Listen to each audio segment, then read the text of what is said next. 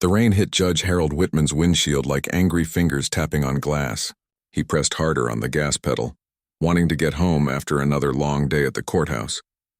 The black sedan moved smoothly down the empty road that led out of the city and into the small town of Millbrook.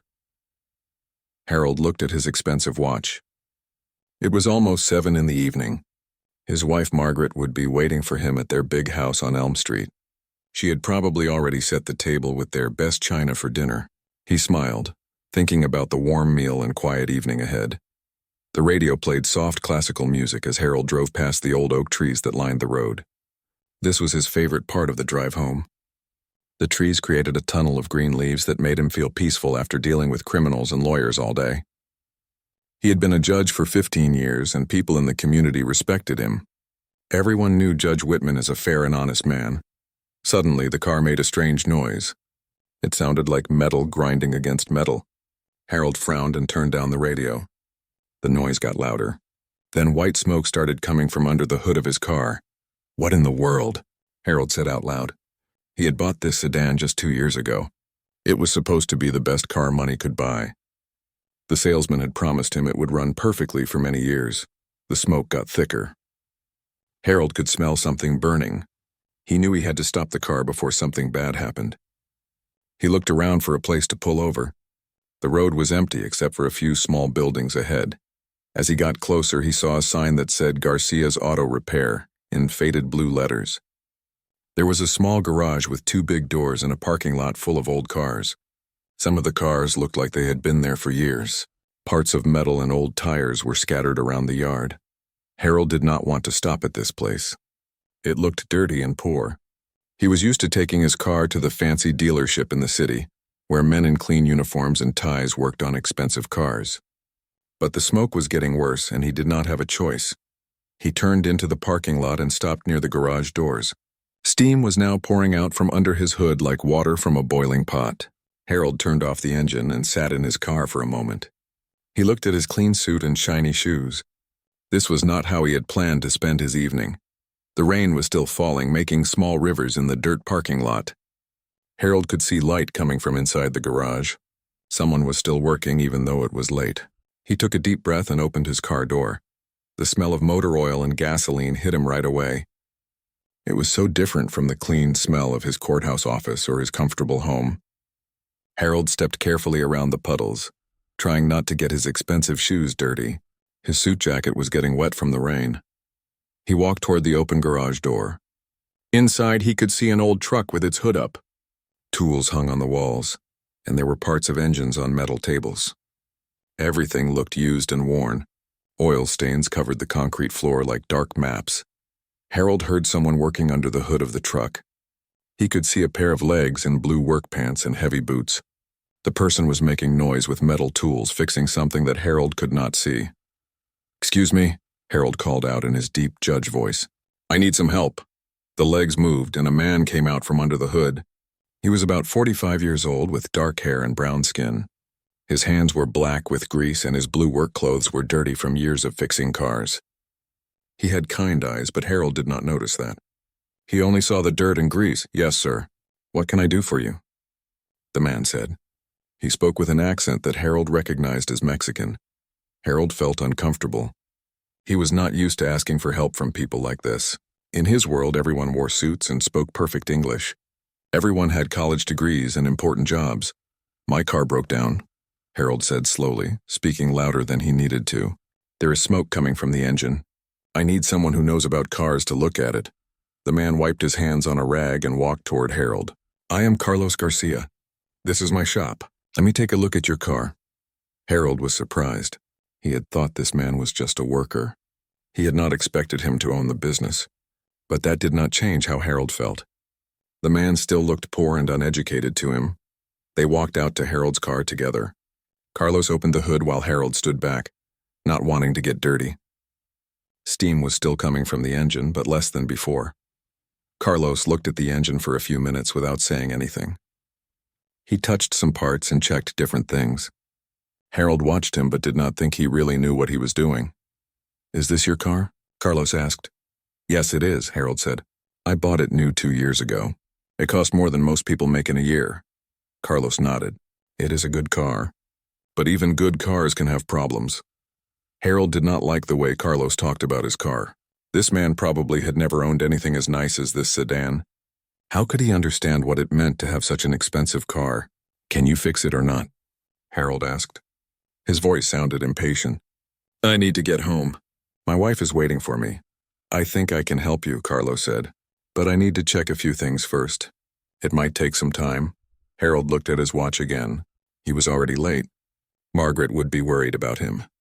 He wanted to call someone else to come get his car, but it was too late. Most businesses were closed and he was stuck in this small town. How long will it take? Harold asked. Maybe an hour. Maybe 2. I cannot be sure until I find the problem. Harold sighed. He looked around the garage again. Everything seemed so different from his clean, organized world. He felt out of place here, like a fish out of water. But he had no other choice. He needed his car fixed so he could go home. Fine, he said. But be careful. This car is worth more than everything in this garage put together. Carlos looked at Harold for a moment. Something changed in his eyes, but he just nodded. I will be very careful with your car, sir. Harold walked back into the garage to get out of the rain. He stood near the door watching Carlos work on his engine. He pulled out his phone to call Margaret and tell her he would be late. As he dialed, he wondered how long he would have to stay in this dirty place with this mechanic who probably did not even finish high school. Harold finished his phone call to Margaret and put his phone back in his pocket. She had not been happy about him being late, especially when he told her where he was. Margaret did not like the idea of her husband spending time in a dirty garage on the wrong side of town. Carlos was still working under the hood of Harold's car. He had brought a bright light on a long cord so he could see better. Harold could hear him moving things around and testing different parts of the engine.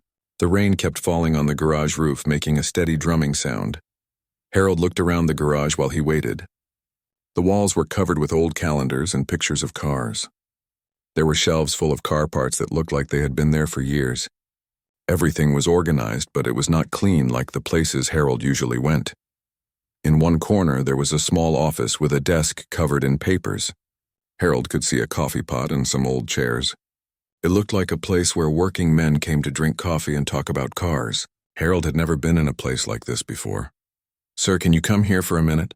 Carlos called from outside. Harold walked back to his car. Carlos was pointing at something in the engine. I think I found the problem, Carlos said. See this part here? It is not working right.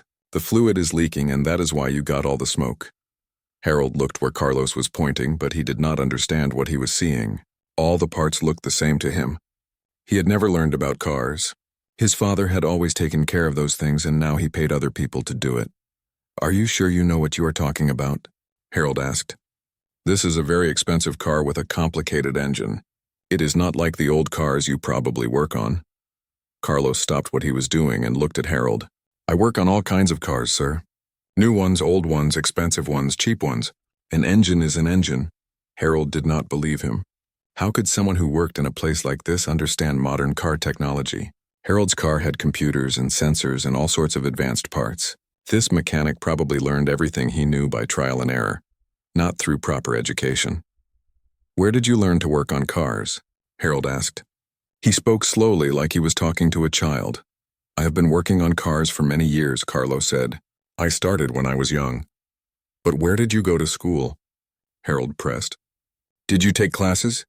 Do you have any certificates? Carlos continued working while he talked. I learned in many places. Some from books, some from other mechanics, some from trying things myself. Harold shook his head. This was exactly what he had thought. The man had no real education. He was just someone who played around with engines until he figured out how to make them work. Harold's car was too important to trust to someone like that. Look, Harold said, maybe I should call someone else, someone with proper training. This car has a warranty, and I do not want to void it by letting the wrong person work on it. The warranty will not help you tonight, Carlos said calmly, and I am the only one here who can fix your car. Harold felt frustrated. Carlos was right, but Harold did not want to admit it. He was stuck here with this man whether he liked it or not. Fine, Harold said, but if you break something, I will hold you responsible. Do you have insurance? Can you pay for damages if you make a mistake? Carlos stood up and looked directly at Harold. I will not break anything. I know what I am doing. There was something in Carlos's voice that made Harold uncomfortable. It was not angry, but it was firm. Harold was used to people being nervous around him. In his courtroom, lawyers and defendants always spoke to him with respect and fear. But this mechanic was not afraid of him at all. "I just want to make sure we understand each other," Harold said. "This car cost me $60,000. I do not want some amateur experimenting on it." "I understand," Carlos said. "Your car is important to you." Harold noticed that Carlos did not promise to be extra careful or apologize for not having fancy credentials. Most people would have tried harder to make Harold feel comfortable. But Carlos just went back to work like Harold's opinion did not matter much. A young woman came into the garage from a door that led to the office. She was about 25 years old with long black hair pulled back in a ponytail. She wore jeans and a t-shirt that said Garcia's Auto Repair on it. "Hi, Papa," she said to Carlos. "How is it going?" "This gentleman's car broke down," Carlos said. "I am trying to fix it for him." The woman looked at Harold and smiled. "I am Maria Garcia. This is my father's shop." Harold was surprised again. He had not expected the mechanic to have a daughter who spoke perfect English. Maria sounded like she had gone to college. "Hello," Harold said. He was not sure how to talk to her. She seemed more educated than her father, but she was still part of this world that Harold did not understand. "What kind of car do you drive?" Maria asked, looking toward the sedan. "It is a BMW," Harold said with pride. "The top-of-the-line model." "Nice," Maria said. "My father has worked on several BMWs. He knows those engines very well." Harold doubted that. How many BMW owners would bring their cars to a place like this? Most people who could afford cars like that went to the dealership or to specialty shops in the city. "Has he really?" Harold asked. "I would think most people around here drive older, simpler cars." "You would be surprised," Maria said. "People bring us cars from all over the county, sometimes even from the city. My father has a good reputation."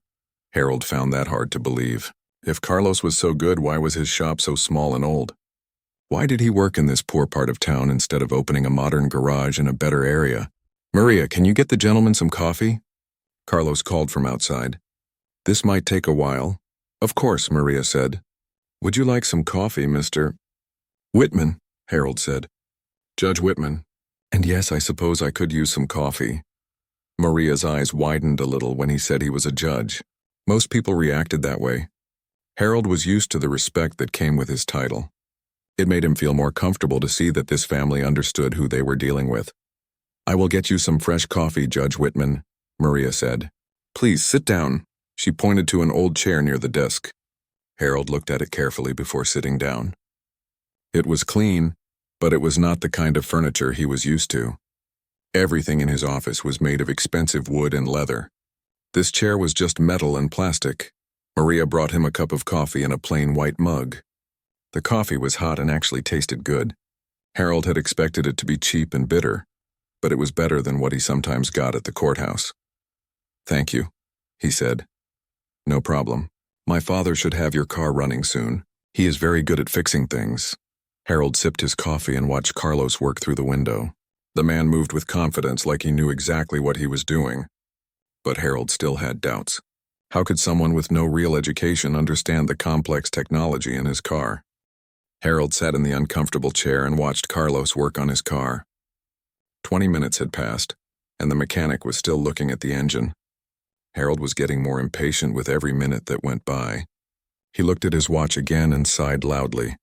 How much longer is this going to take? Harold called out to Carlos. Carlos looked up from the engine. His hands were even dirtier now, covered in black grease and oil. "I'm making progress, sir. But this is not a simple problem."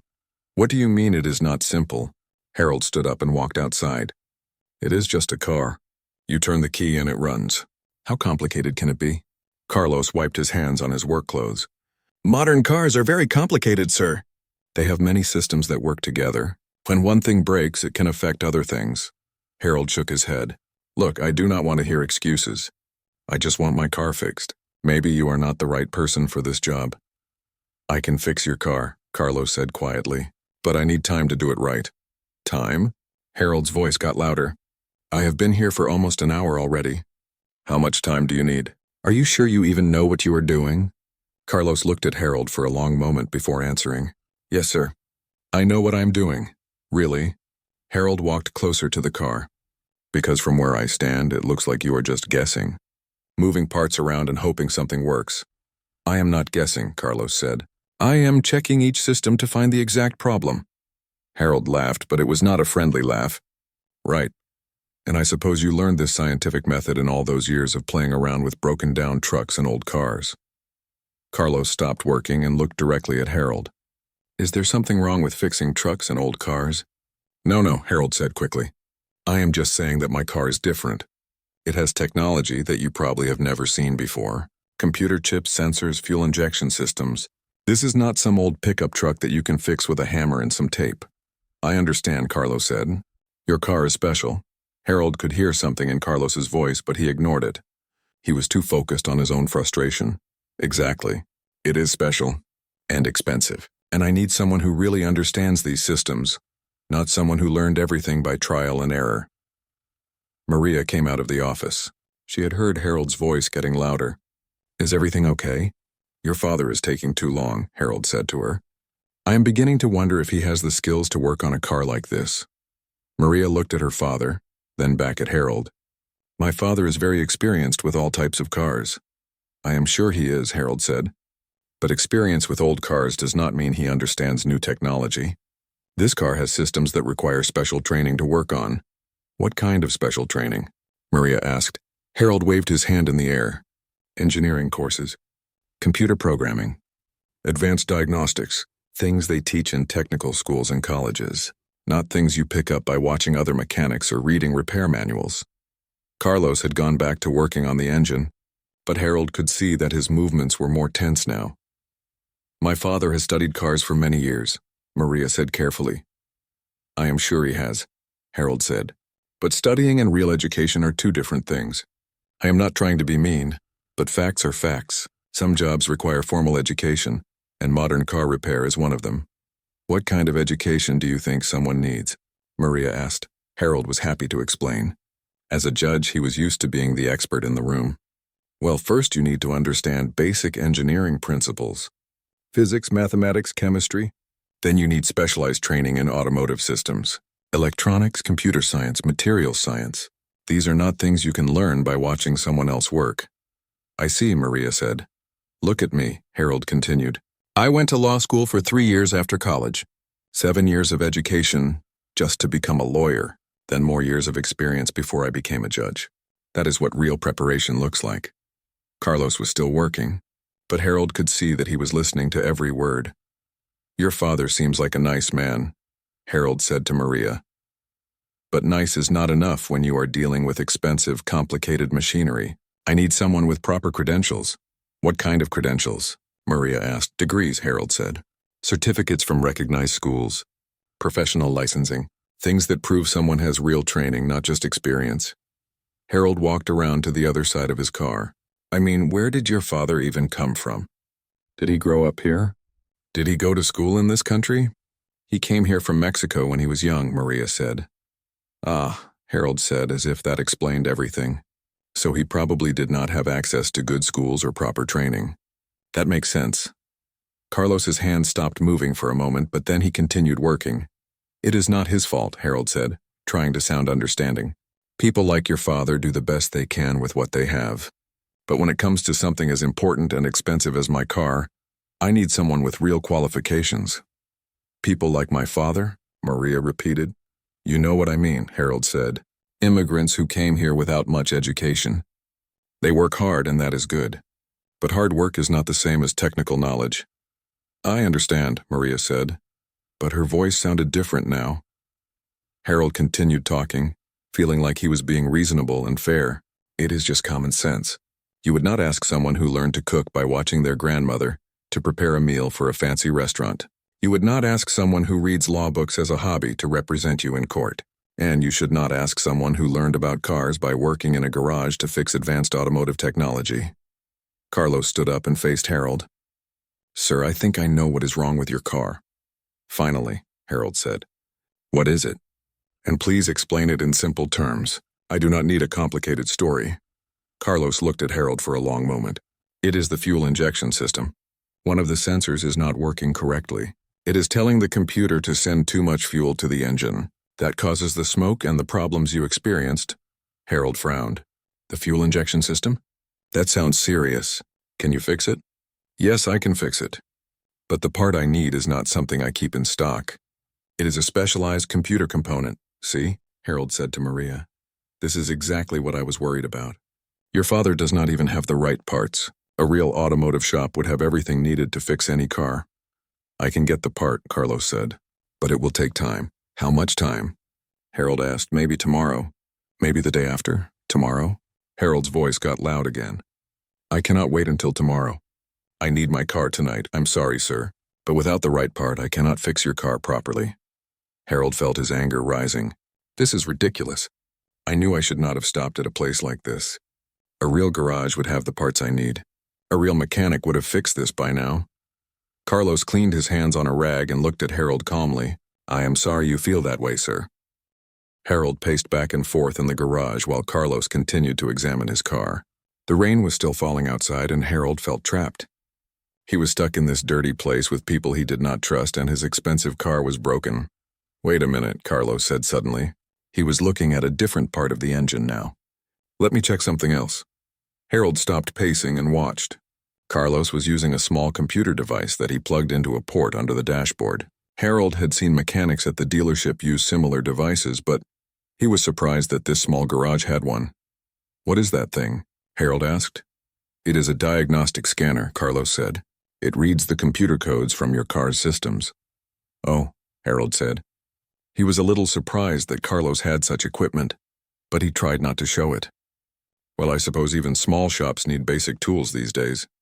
Carlos looked at the scanner's screen and frowned. This is interesting. The codes are not what I expected. What do you mean? Harold asked. Is it worse than you thought? No, it is better. The fuel injection sensor is working fine. The problem is something else. Carlos unplugged the scanner and went back to looking at the engine. He moved some wires and checked different connections. Then he smiled. I found it, he said. It is not the fuel injection system at all. It is a problem with the cooling system. One of the hoses came loose and coolant was leaking onto the hot engine. That is what caused the smoke. Harold felt relieved but also confused. So it is not serious? No, it is very simple to fix. I can have you back on the road in 15 minutes. Harold watched as Carlos tightened a clamp and checked the coolant level. It really did seem like a simple problem. He felt embarrassed that he had been so worried about such a small thing. Why did not you find this problem earlier? Harold asked. You have been working on my car for over an hour. Carlos looked up from the engine. I wanted to make sure I checked everything. When a car overheats like yours did, there can be other damage. I checked the radiator, the water pump, the thermostat, all the hoses, and the computer systems. Everything else is fine. You checked all that? Harold asked. Yes, sir. Your car is in very good condition. This loose hose was probably caused by vibration over time. It happens sometimes. Harold felt a little foolish. Carlos had been doing a thorough job, and Harold had been criticizing him for taking too long. But Harold was still not ready to admit he had been wrong. Well, you should have told me what you were doing, Harold said. I thought you were just guessing and trying different things. I was being thorough, Carlos said simply. As Carlos worked, Harold noticed how skilled his movements were. The mechanic's hands moved quickly and confidently among the engine parts. He seemed to know exactly where everything was and how it all worked together. How long have you been working on cars? Harold asked, trying to make conversation. About 25 years, Carlos said. 25 years? Harold was surprised. You must have started when you were very young. I was 20 when I opened this shop, but I was working on cars before that. Harold tried to do the math in his head. If Carlos was about 45 now and he had been working on cars for 25 years, that meant he had a lot of experience. More experience than Harold had thought. Where did you work before you opened the shop? Harold asked. Different places, Carlos said. I worked for other mechanics. I worked at some dealerships. I did freelance repair work. Dealerships? Harold was surprised again. You worked at car dealerships? Yes, sir. 3 different ones.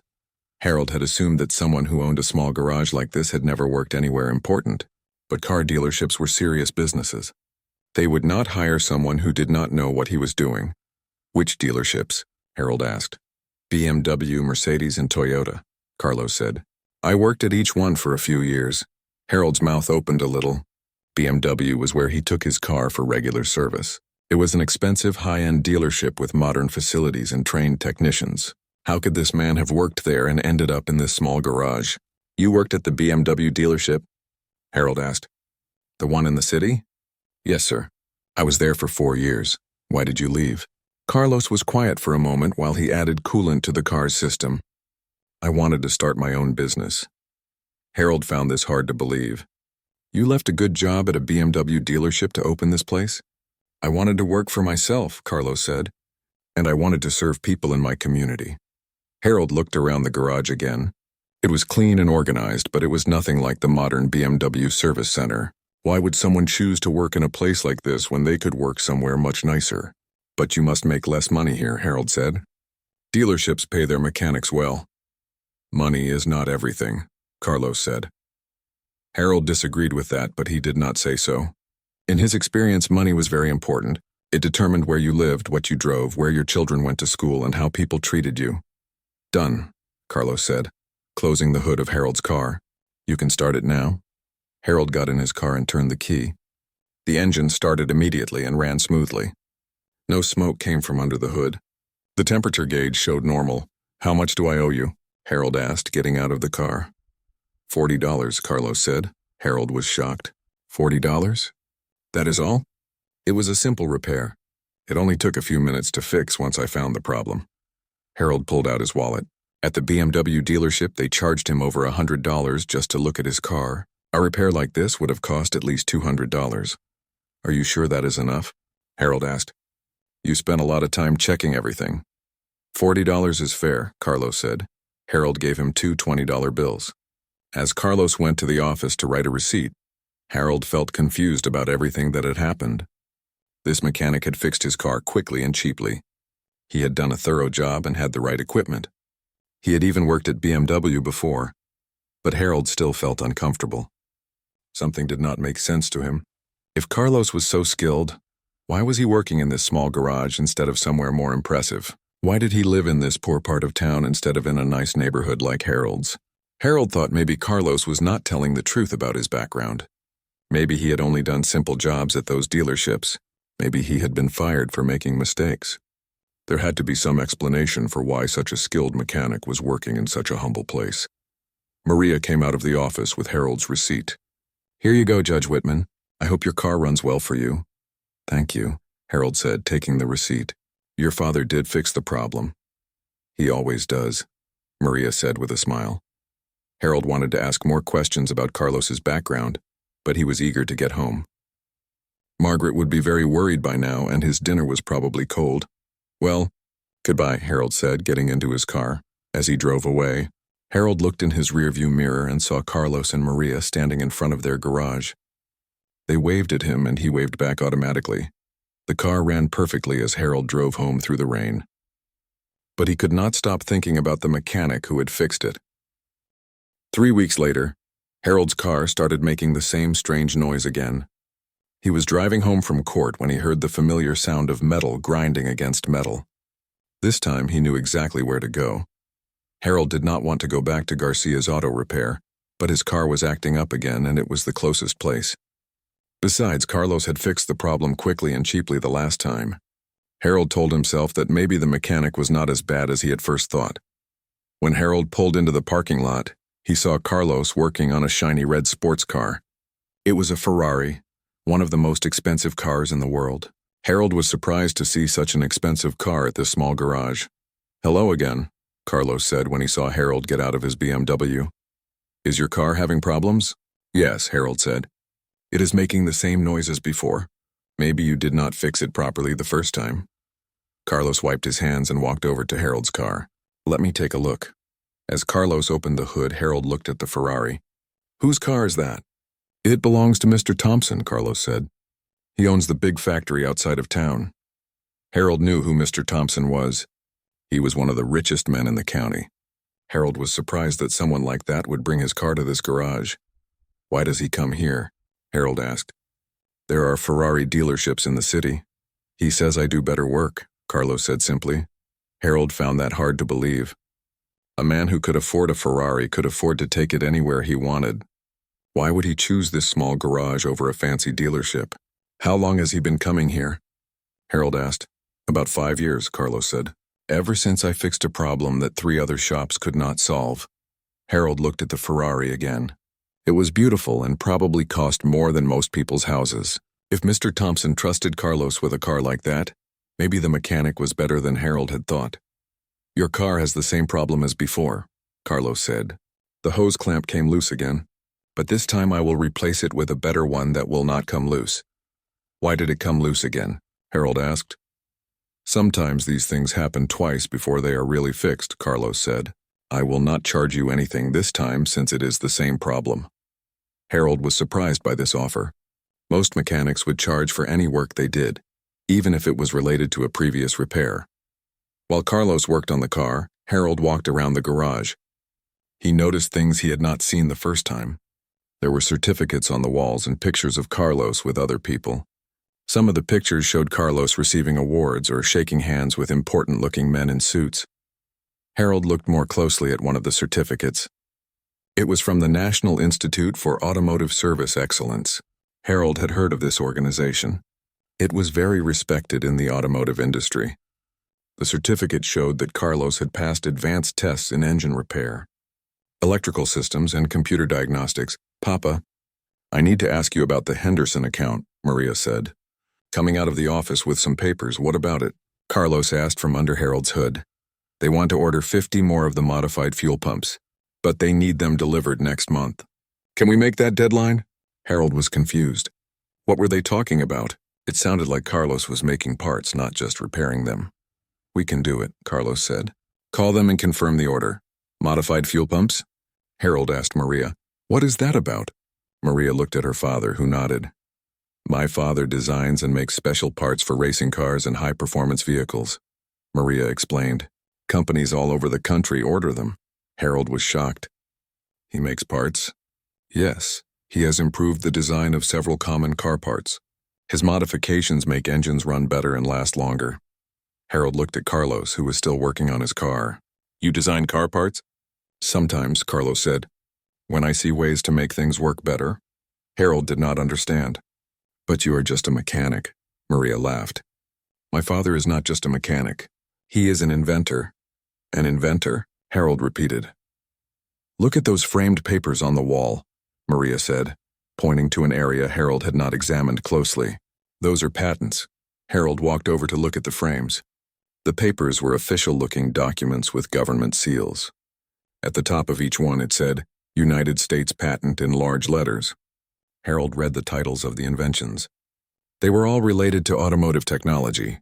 Improved fuel injection system for high-performance engines. Advanced cooling system design for heavy-duty vehicles. Electronic ignition system with extended life components. At the bottom of each patent, Harold saw the name Carlos Garcia listed as the inventor. These are real patents?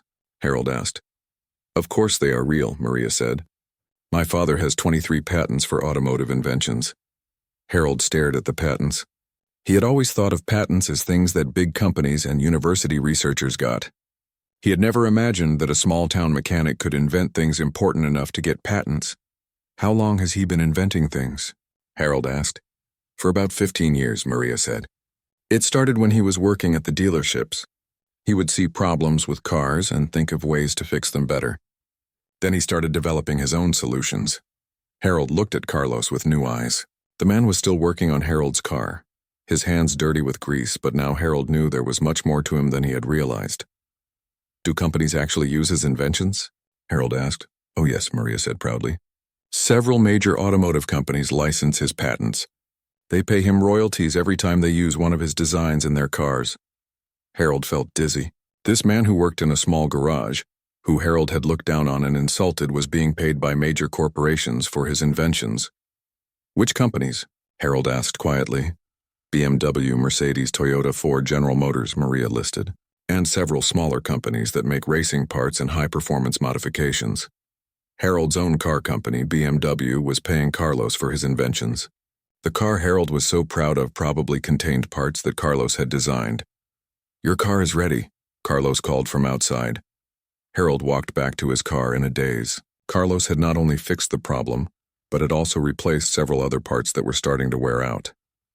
I noticed a few other things that needed attention, Carlos said. I took care of them while I was working. No extra charge. Harold looked at Carlos with new respect but also with confusion and embarrassment. How had he been so wrong about this man? Thank you, Harold said quietly. No problem. Your car should run perfectly now. As Harold got ready to leave, he wanted to ask Carlos about the patents and the inventions, but he was too embarrassed about how he had treated Carlos before. Instead, he just said goodbye and drove away. On the drive home, Harold thought about everything he had learned. Carlos was not just a mechanic. He was an inventor whose work was used by major corporations around the world. He had more patents than most university professors. Companies paid him royalties for his ideas, and Harold had treated him like an ignorant immigrant who had learned everything by guessing and making mistakes. Harold realized that he had been completely wrong about Carlos, but he did not know what to do about it. How could he apologize for the terrible things he had said? How could he make up for treating someone so badly, based on nothing but assumptions and prejudice? Harold knew he had to do something, but he was not sure what. Harold could not stop thinking about what he had learned at the garage. For 3 days he thought about Carlos and the patents he had seen on the wall. He felt embarrassed and confused about how wrong he had been. Finally, he decided he needed to know more. On Saturday morning, Harold drove back to Garcia's auto repair. This time his car was running fine. He just wanted to talk to Carlos and maybe apologize for the way he had acted. When he arrived, Carlos was working on an engine that was sitting on a workbench. It looked different from any engine Harold had ever seen. It was smaller and had unusual parts attached to it. Judge Whitman, Carlos said when he saw Harold. Is your car okay? Yes, the car is fine, Harold said. I actually came here to talk to you about something else. Carlos put down his tools and gave Harold his full attention. What can I help you with? Harold felt nervous. He was not used to apologizing to people, especially people he had looked down on. I wanted to ask you about those patents I saw on your wall. Are they really yours? Yes, they are mine, Carlos said. How many do you have? 23 so far. I'm working on 2 more right now. Harold looked at the strange engine on the workbench. Is that one of your inventions? Yes. It is a new type of hybrid engine that uses both gasoline and electricity more efficiently than current designs. Harold stared at the engine. It looked very advanced and complicated. Did you design this yourself? I designed it and built it, Carlos said. I am testing it now to make sure it works properly before I apply for the patent. Harold felt overwhelmed. This man had not only invented things that major companies used, but he was also building completely new types of engines in his small garage. Where did you learn to do this? Harold asked. Carlos smiled. That is a long story. I have time, Harold said. If you do not mind telling me. Carlos sat down on a stool next to his workbench. I went to MIT for my undergraduate degree. Then I got a master's degree in mechanical engineering and another master's degree in electrical engineering. Harold's mouth fell open. MIT was one of the best engineering schools in the world.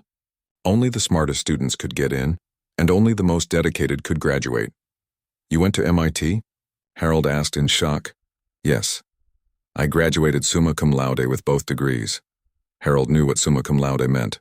It was the highest honor a student could receive. It meant Carlos had been one of the very best students in his class, but how? Harold started to ask, then stopped. He realized his question might sound rude. How did a Mexican immigrant get into MIT? Carlos asked with a slight smile. Harold felt his face turn red. That was exactly what he had been wondering. I came to this country when I was 8 years old, Carlos explained. My parents worked very hard to give me a good education. I was good at math and science in high school, so I applied to MIT. They gave me a scholarship. A scholarship to MIT, Harold repeated. He was still having trouble believing what he was hearing. After I graduated, I worked for General Motors for 5 years as a research engineer. Then I worked for BMW's Advanced Development Division for 3 years. Harold felt like the world was spinning around him. You worked for BMW's Advanced Development Division? Yes. That is where I developed some of my most important patents. BMW still pays me royalties for 3 different systems I designed while I worked there. Harold thought about his own education. He had gone to a good law school, but it was not as prestigious as MIT, and he had never been summa cum laude. He had been a good student, but not a great one. Why did you leave BMW? Harold asked. I wanted to start my own company, and I wanted to come back to this area where I grew up. Your own company? Carlos gestured around the garage. This is my company. But it is not just a repair shop. I do research and development here. I test new ideas and build prototypes. The repair work pays the bills while I work on inventions. Harold looked around the garage with completely new eyes. What he had thought was just a simple repair shop was actually an advanced automotive research facility. Do other companies come to you for help? Harold asked. Sometimes. When they have problems they cannot solve, they call me. I have consulted for Toyota, Ford, Mercedes, and several smaller companies. Harold felt like he was meeting Carlos for the first time. Everything he had thought about this man was wrong. Carlos was not just a mechanic. He was one of the most advanced automotive engineers in the country. The engine you are working on now, Harold said, pointing to the workbench. How advanced is it? If it works the way I think it will, it could change the whole automotive industry. It would make cars much more fuel efficient and reduce pollution significantly. Harold stared at the engine. This small device, built in a garage in a small town, could change the world. Have you shown it to the big car companies? Harold asked. Not yet. I want to perfect it first. But I have already had calls from engineers at 3 major companies. Word gets around in this industry. Harold felt smaller and smaller as he learned more about Carlos. This man was not just successful, he was brilliant. He was the kind of person Harold had always admired. Educated, innovative, successful. But Harold had never seen it because he had been blinded by his prejudices. Maria told me that companies pay you royalties, Harold said. Yes. The royalties from my patents provide most of my income. The repair shop is really just my hobby now. How much? Harold started to ask, then stopped. I am sorry. That is none of my business. It is okay, Carlos said. The royalties bring in about $2 million a year. Harold felt like he had been hit by a truck. $2 million a year was more than Harold made as a judge. It was more than most doctors or lawyers made. Carlos was not just successful, he was wealthy. $2 million? Harold repeated. Some years more, some years less. It depends on how many cars the companies sell with my designs in them. Harold looked at Carlos's simple work clothes and his modest garage. But you still work here? I love working with my hands, Carlos said. And I love solving problems. Money is nice, but it is not why I do this work. Harold thought about his own motivations. He had become a judge partly because he wanted respect and a good income. He had always believed that money and status were the most important things in life. Do people in town know about your success? Harold asked. Some do, some do not. I do not talk about it much. I just want to be a good neighbor and help people with their cars. Harold felt ashamed. Here was a man who had achieved more than Harold could have imagined, but who remained humble and helpful. Carlos could have lived anywhere in the world, but he chose to stay in this small town and help his community. Carlos, Harold said quietly, I owe you an apology. Carlos looked at him with kind eyes. What for? For the way I treated you? For the things I said? For the assumptions I made about you? Carlos was quiet for a moment.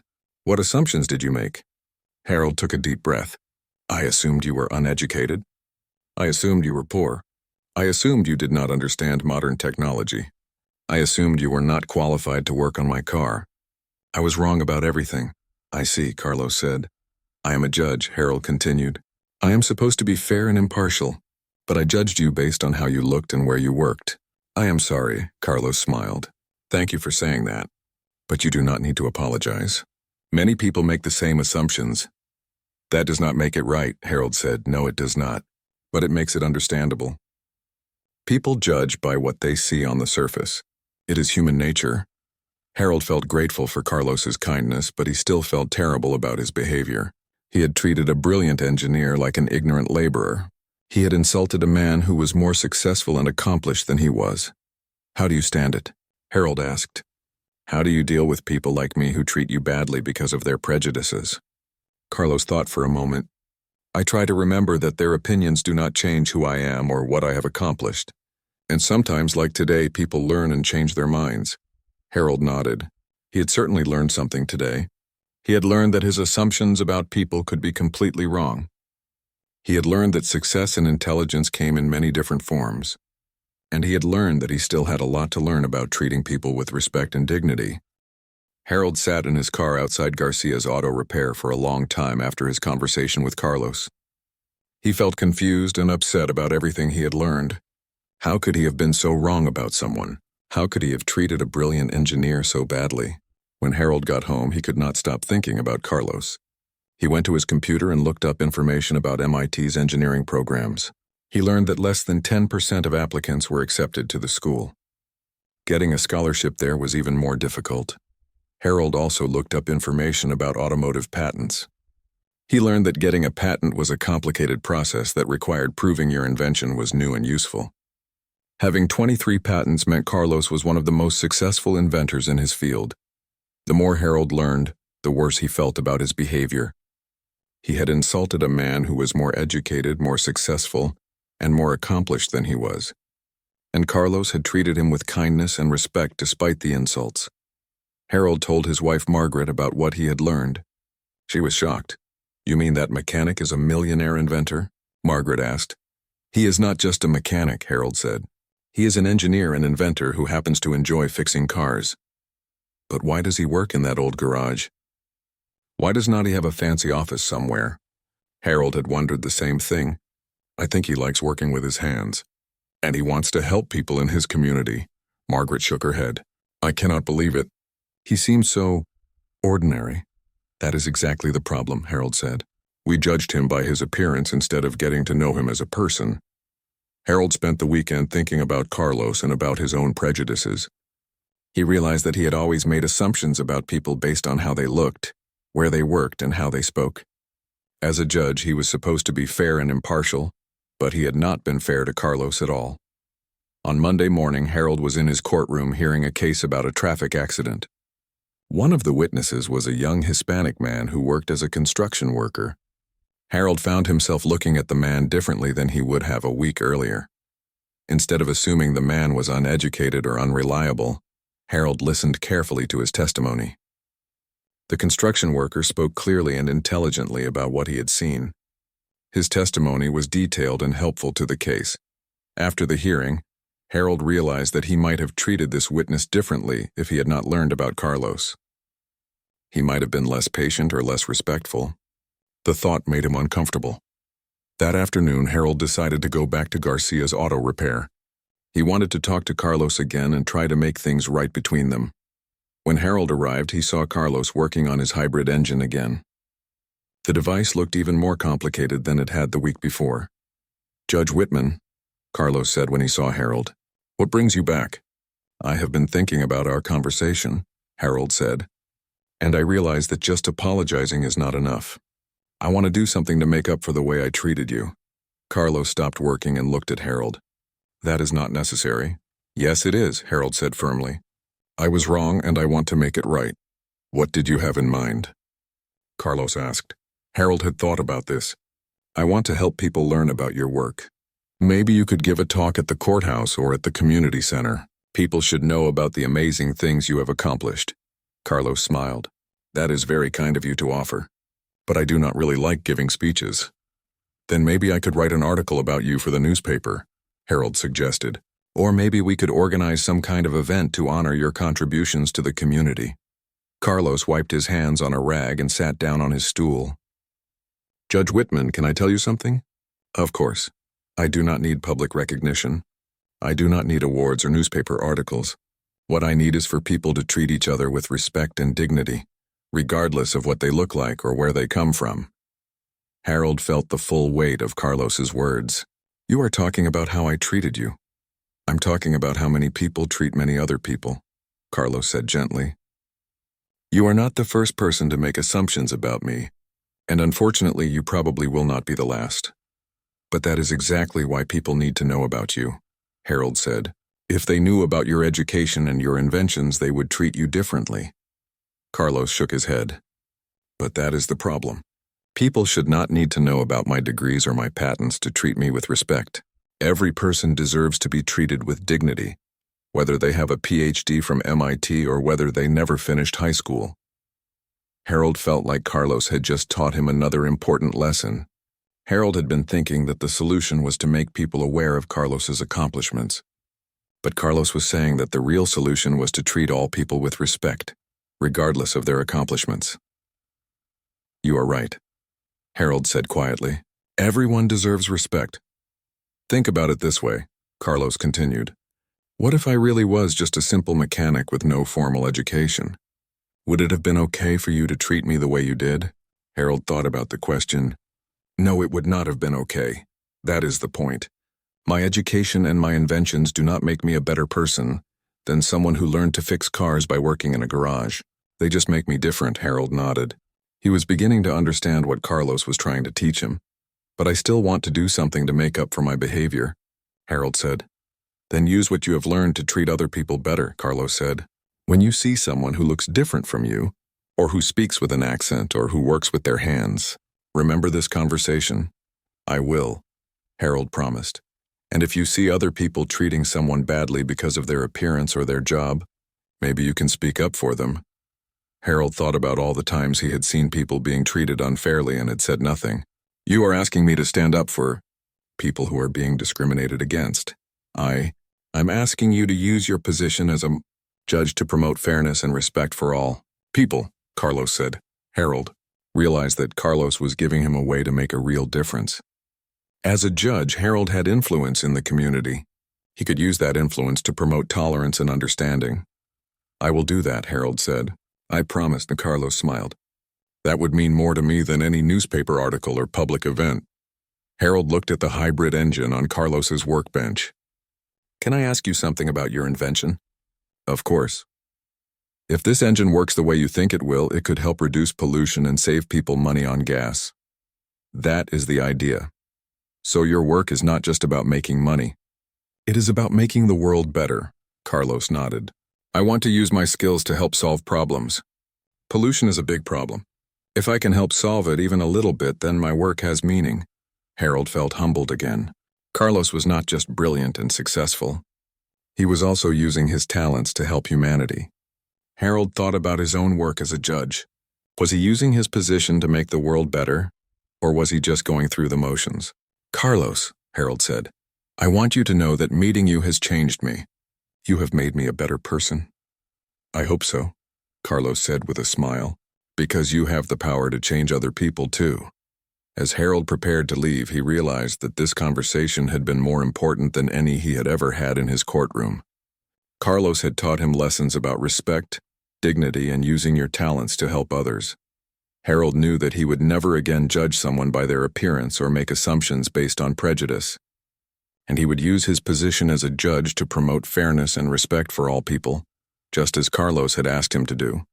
6 months later, Harold's life had changed in ways he never expected. The lessons he learned from Carlos had affected everything he did, both in his courtroom and in his personal life. The first change came in how Harold treated people who appeared before him as a judge. Before meeting Carlos, Harold had often made quick judgments about people based on their appearance, their education, or their social status. Now he listened more carefully and tried to see each person as an individual with their own story.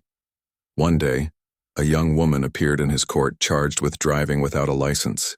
She was clearly poor, wearing old clothes and speaking with a heavy accent. In the past, Harold might have assumed she was irresponsible or lazy. Instead, he took time to learn her story. The woman explained that she was working 2 jobs to support her children and her sick mother. She had been driving to work because she could not afford to miss any hours, even though her license had expired and she did not have money to renew it. Harold arranged for her to do community service instead of paying a fine, and he connected her with social services that could help her family. Harold began to notice how differently he treated people when he looked past their surface appearance. He found that many people who seemed difficult or problematic actually had complicated lives and were doing their best in difficult situations. Word spread in the community that Judge Whitman had become more understanding and fair. Lawyers began to notice that he listened more carefully to their clients' stories. Social workers started to appreciate how he worked with them to find solutions that helped people rather than just punishing them. But the biggest change in Harold's life came when he decided to visit Carlos's garage regularly. At first he went because he felt he owed Carlos something. But soon he realized that he genuinely enjoyed talking to Carlos and learning from him. Carlos taught Harold about automotive engineering, but he also taught him about life. Harold learned that intelligence came in many forms, that success could be measured in different ways, and that the most important thing was to use your talents to help others. One evening, Harold brought his teenage son David to meet Carlos. David was having trouble in school and had been getting into minor trouble with his friends. Harold thought Carlos might be a good role model for his son. "This is the man I told you about," Harold said to David as they entered the garage. "Carlos Garcia." David looked around the garage with the same skeptical expression Harold had worn 6 months earlier. Harold could see his son making the same wrong assumptions he had made. "David is thinking about dropping out of high school," Harold told Carlos. "He says school is boring and he wants to get a job instead." Carlos smiled at David. "What kind of job do you want?" "I do not know," David said. "Maybe something with cars." "This stuff looks pretty easy." Harold winced.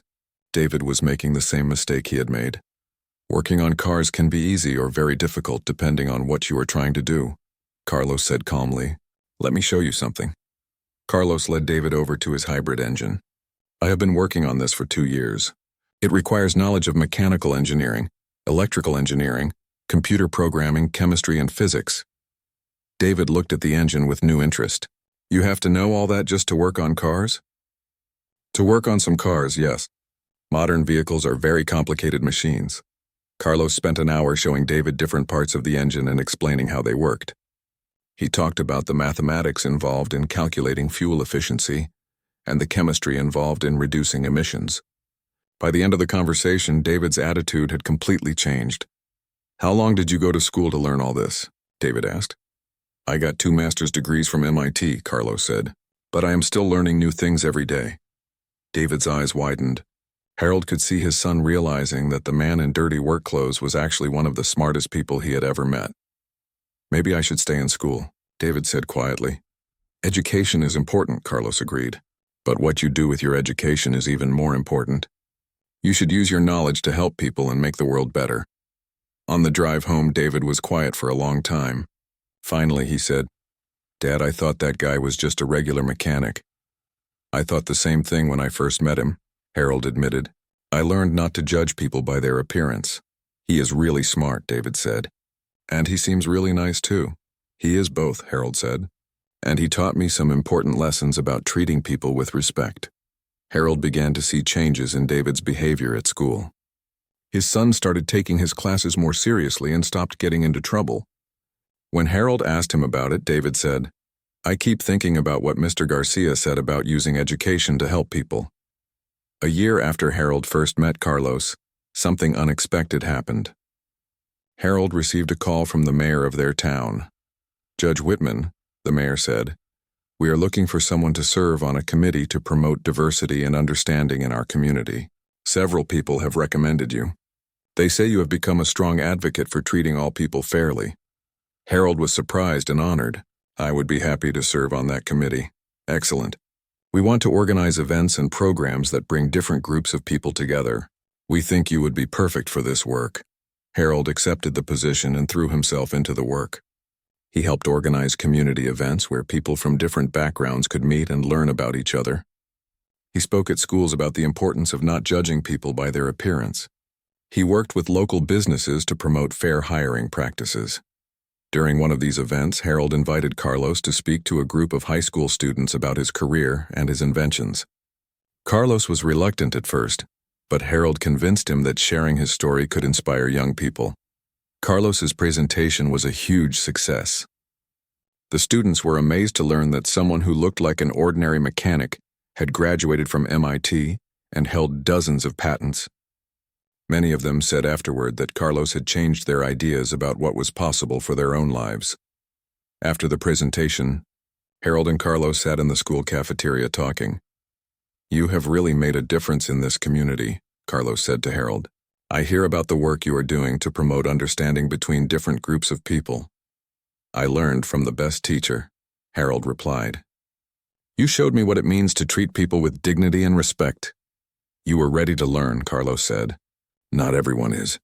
Harold thought about all the changes in his life since that rainy night when his car broke down. "Do you know what the funny thing is? I always thought I was a good person before I met you. I thought I was fair and honest and moral. You were those things," Carlos said. "But you became even better." "I had prejudices I did not even know I had," Harold admitted. I thought I was not racist or classist, but I was. I just did not recognize it. Many people have those blind spots, Carlos said. The important thing is being willing to see them and change. Harold nodded. You know what I realized? Meeting you was one of the most important things that ever happened to me. It changed how I see the world and how I treat people. I am glad, Carlos said. But remember, the real credit goes to you. You were the one who was brave enough to admit you were wrong and change your behavior. 2 years after their first meeting, Harold got another surprise. Carlos called him to say that his hybrid engine had been perfected and that 3 major automotive companies were bidding for the rights to manufacture it. This could be the most important invention of my career, Carlos told Harold. It will significantly reduce car emissions and save drivers money on fuel. That is wonderful, Harold said. You are going to change the world. We all have the power to change the world, Carlos replied. You have changed your part of it by promoting understanding and fairness in our community. Harold realized that Carlos was right. By changing his own attitudes and using his position as a judge to promote tolerance and respect, Harold had made a difference in many people's lives. Looking back, Harold could hardly believe how much his life had changed since that rainy night when his car broke down. He had learned that his assumptions about people could be completely wrong. He had learned that intelligence and success came in many different forms. Most importantly, he had learned that every person deserved to be treated with dignity and respect, regardless of their appearance, their accent, or their job. Harold often thought about what might have happened if he had never met Carlos. He might have continued to judge people by their surface appearance for the rest of his life. He might never have realized his own prejudices or worked to overcome them. But thanks to a broken-down car and a humble mechanic who was actually a brilliant inventor, Harold had become a better person. And in turn, he had helped make his community a better place for everyone. The lesson Harold learned was simple but profound. Never judge a person by what you see on the surface. Take time to learn their story, respect their dignity, and appreciate their unique contributions to the world. Sometimes the most extraordinary people are hiding in the most ordinary places, waiting for someone wise enough to see them for who they really are.